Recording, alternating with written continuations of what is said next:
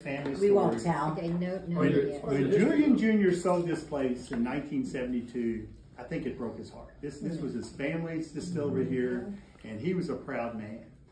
Pappy's son was 32 years old when World War II started. He joined the Army, ran a tank command in the Pacific, fought in 2 major battles over there, got shot, stayed in the battle to the end, won the Purple Heart and the Distinguished Silver Cross, and then he came back here and ran the sales department, which was a bunch of old guys like me that probably hated every second of it. So anyway, this was his family distillery, and I think it really hurt him bad to sell this. And I think the only reason he even wanted to stay in the business, he was probably hoping maybe his son, Pappy's grandson, might eventually join him in the business. So he contracts with the new owners, and out of respect for him and their family, they're going to basically sell him back some version of his own version of Old Fitzgerald and Weller, and he kept one brand. It was called Old Rip Van Winkle. Now, I didn't know Pappy, but if I was Pappy bought this brand in the 1930s. I would have bought it because it was my last name, but it was an old rectifier brand from the 1800s that had to do with the Washington Irving character Rip Van Winkle, the guy that got drunk and woke up 20 years later and the world changed.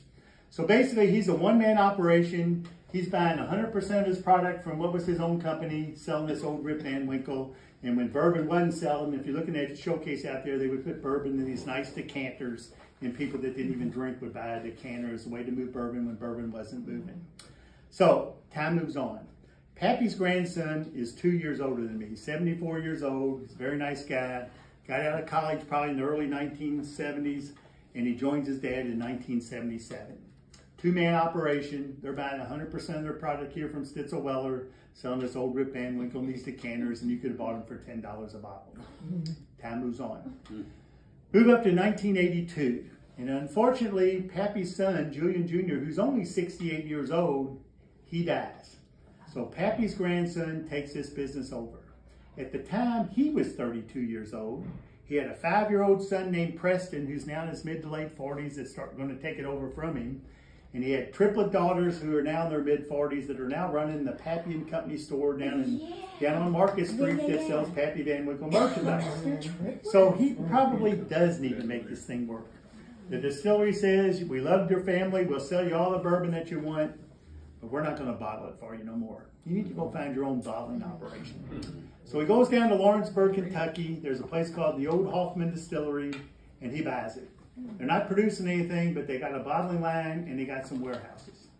So I always tell everybody, Pappy Van Winkle was a very well-respected man in the bourbon business. But if you weren't in the bourbon business, you've got no clue who Pappy Van Winkle is. And you got no clue who Pappy Van Winkle's grandson, who's out there selling his old Rip Van Winkle bourbon. So from 1982, when he takes it over after his dad dies, to 1993, is an 11-year period, and he's hustling trying to establish this brand. You got to give him credit for a couple things. He's still buying 90% of his product here from Stizel-Weller, but he starts buying some products from some other distilleries, and he starts buying some of these older brands that nobody else wanted back then. And he eventually comes out with a 15 and then a 20-year-old version of the old Rip Van Winkle. And you could have bought it for $10 or $11 as much as you wanted to here in the state of Kentucky. So, if you ever read the book Pappy Land, in 1993, he's in his house. I always tell people he's in his basement. He's flipping through some old photographs, and he sees that picture of his grandfather smoking a cigar. He says, I'm going to take this picture, I'm going to put it on my older 2 versions of the old Rip Van Winkle, because there wasn't a 23 year then, and I'm going to start calling it Pappy Van Winkle. So there was no such thing as Pappy Van Winkle bourbon before 1994. You could have bought it for $10 a bottle, as much as you wanted to here in the state of Kentucky. So move forward about 2 or 3 more years, and one of his distributors in Chicago enters a 20-year-old version of the Pappy Van Winkle bourbon into a bourbon tasting contest. And guess what happens? He wins best bourbon that year with the highest marks ever given to a bourbon. And I'm really not so sure he knew exactly what was in the bottle. I read somewhere about a year ago that he said what he thought won that contest was a bourbon he had bought, a barrel he had bought from the Wild Turkey Distillery, who in turn had bought it from a place called the Old Boone Distillery, which was out of business, which is right down the street here in what we call Pleasure Ridge Park. So it just goes to show you. So it wins Best Bourbon right around the time younger people are starting to get into bourbon. It goes from being readily available, super cheap, to the absolutely crazy time it is today, okay? So I always tell everybody, you know, if you could, you know, it's not the Van Winkles that are making the money off this. I mean, you could, if you bought a 23-year-old bottle of Pappy Van Winkle at a retail store, if you could get one, the retail price would be right around $350.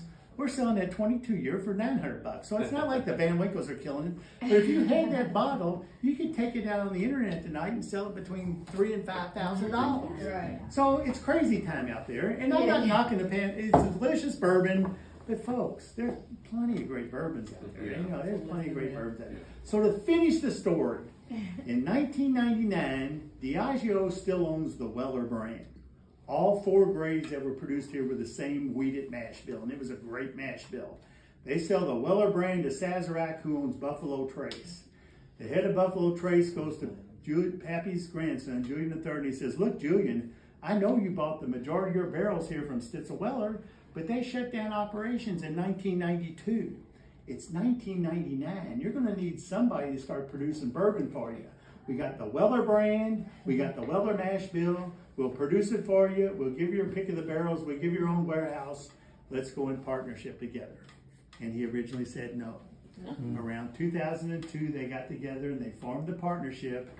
So that's why the Weller brand and the Pappy Van Winkle brand are all up at Buffalo Trace. This was Pappy Van Winkle's place. Now you know the rest of the story. All right.